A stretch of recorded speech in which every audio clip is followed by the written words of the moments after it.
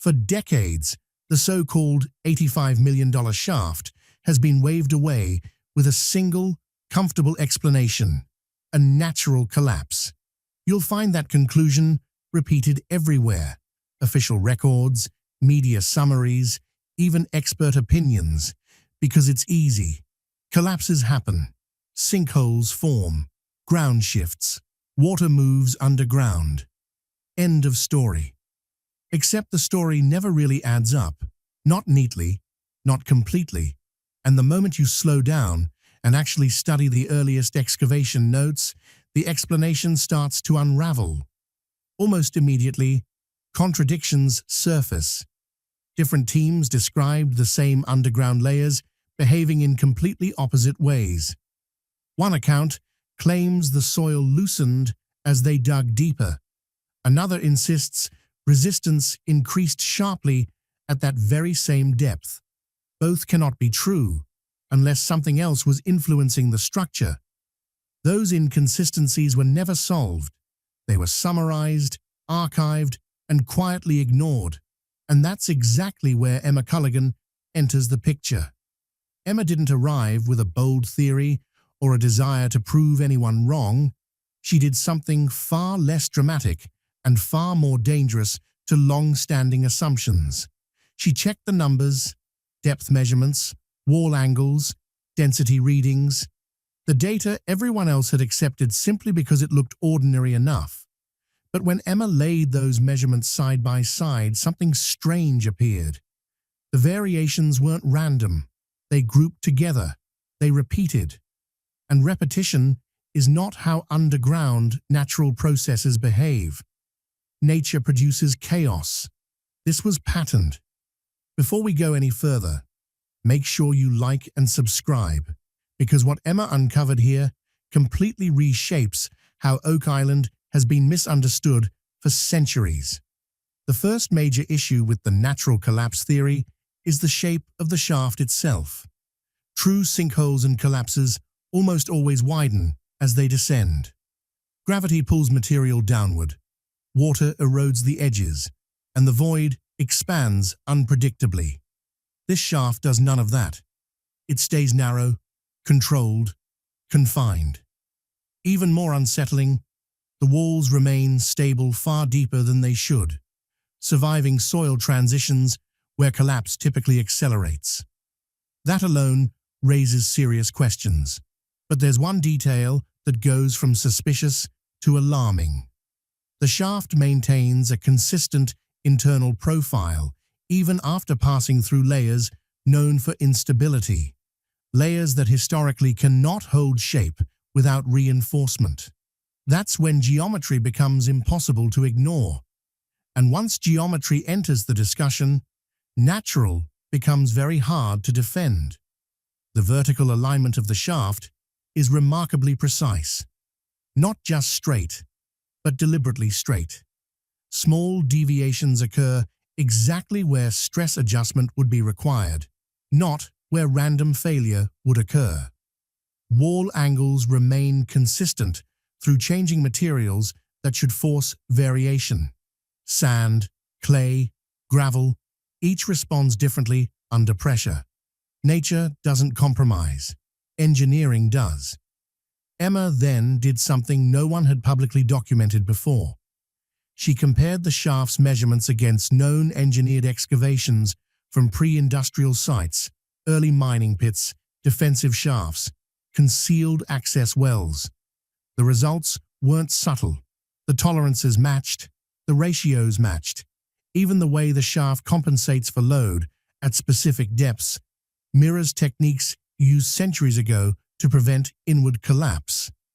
A natural formation might accidentally resemble one engineered trait, but not an entire system of them.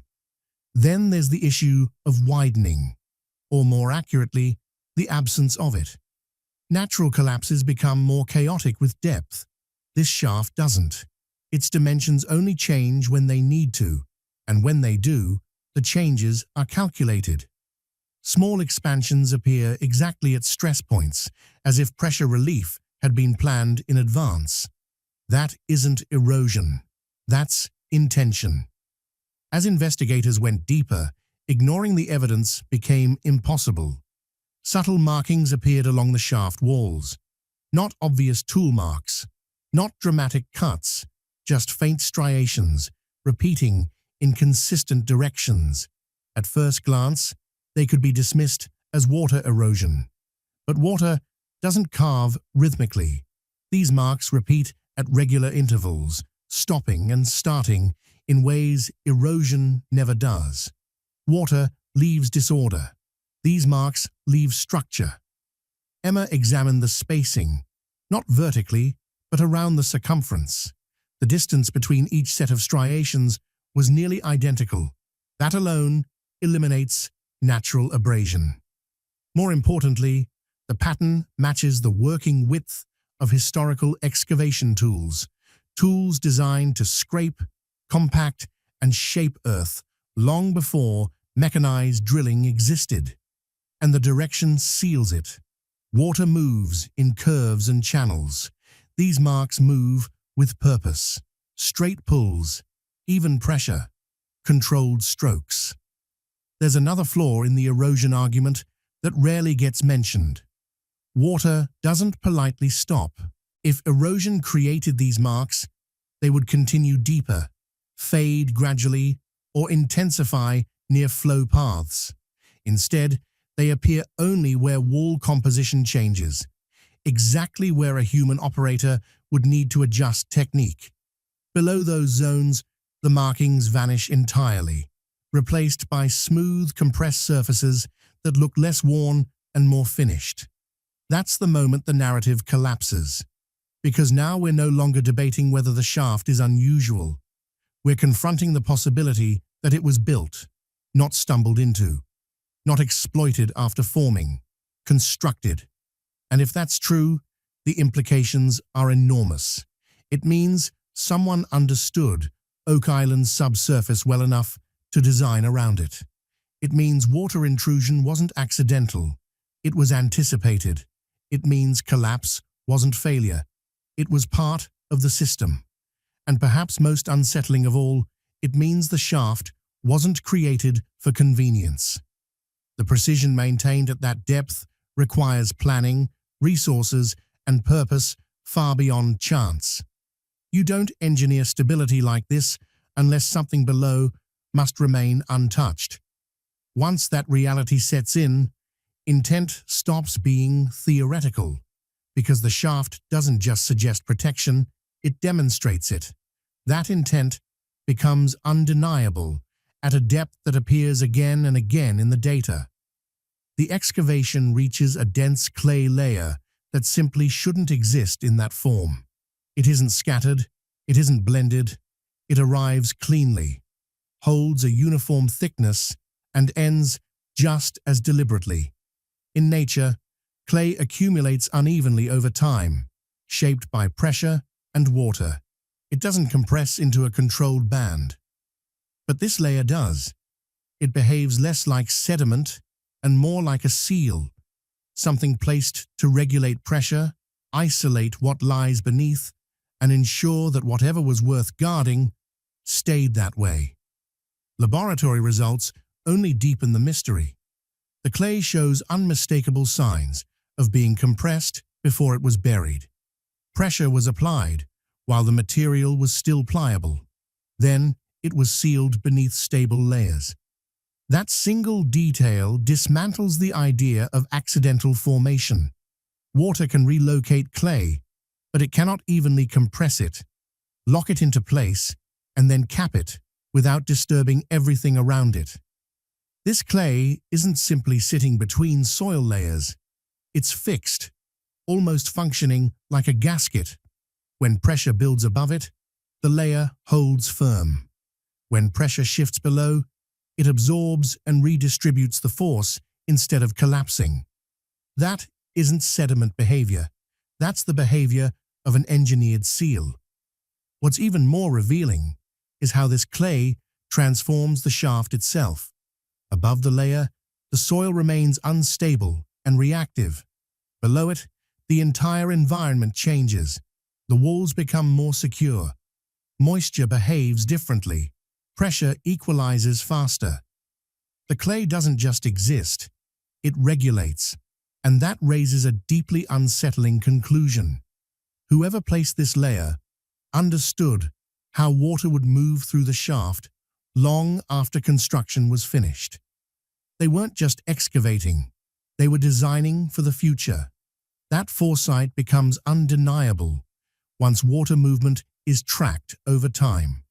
The shaft constantly takes on water. Rainfall, groundwater seepage, seasonal pressure shifts. It's all present. What's missing is chaos. There are no sudden surges, no uncontrolled flooding, no violent pressure spikes. Instead, water levels fluctuate within a narrow, predictable range. Even during storms that overwhelm nearby test holes, the shaft responds calmly, almost as if the water is being guided elsewhere. Emma doesn't chase theories.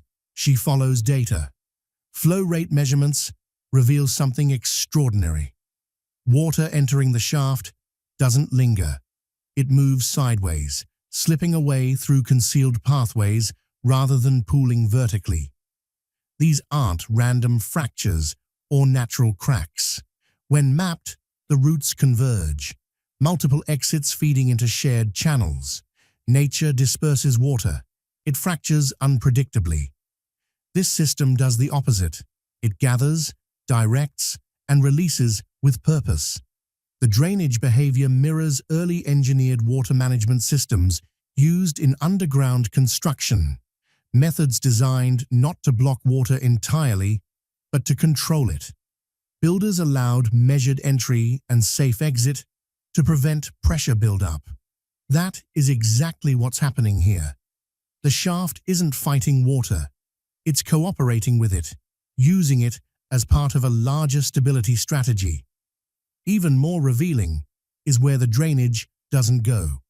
Certain zones remain consistently dry, even when surrounding areas experience moisture spikes.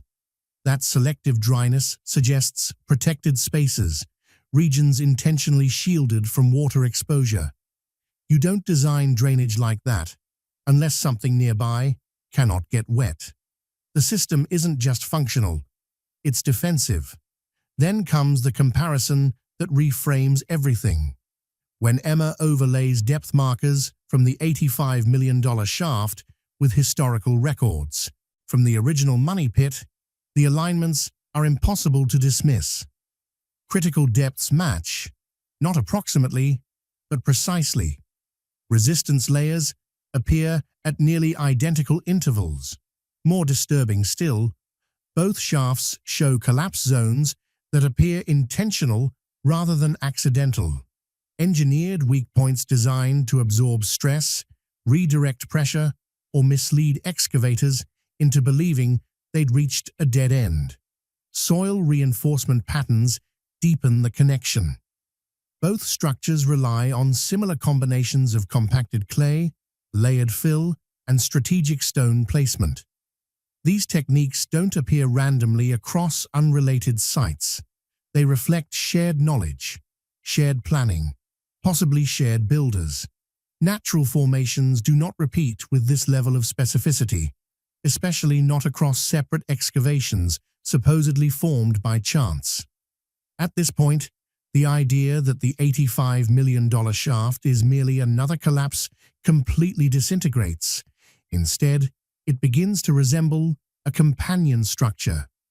Not a treasure pit itself, but a supporting element within a larger network. A system designed to divert water, mislead intruders, and protect something deeper and farther in. The money pit may have served as the decoy or access point, while this shaft carried the hidden engineering burden no one noticed. Once that possibility enters the discussion, the narrative flips. The shaft stops being an anomaly and becomes evidence.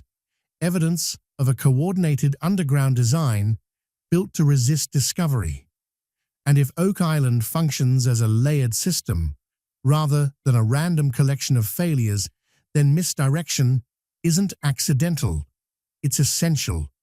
That misdirection reveals itself immediately in the upper layers of the shaft.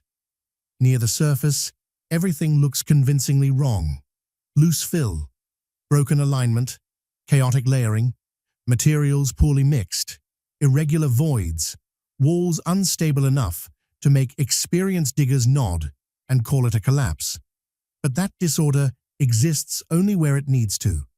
As excavation moves deeper, the chaos abruptly ends. Not gradually, not naturally. The structure returns. Layers straighten. Wall density increases. Materials shift from loose and reactive to compacted and cooperative. The transition is so sharp it becomes impossible to ignore. Natural collapses don't correct themselves. Once instability begins, it compounds. Here, instability is staged. The mess exists only where it would be encountered first, where early diggers would see it and assume failure. Loose fill above, structure below. That inversion isn't accidental, it's theatrical. The disturbed upper layers act as a disguise, creating the illusion that nothing of value could survive beneath such disorder. And historically, that illusion worked.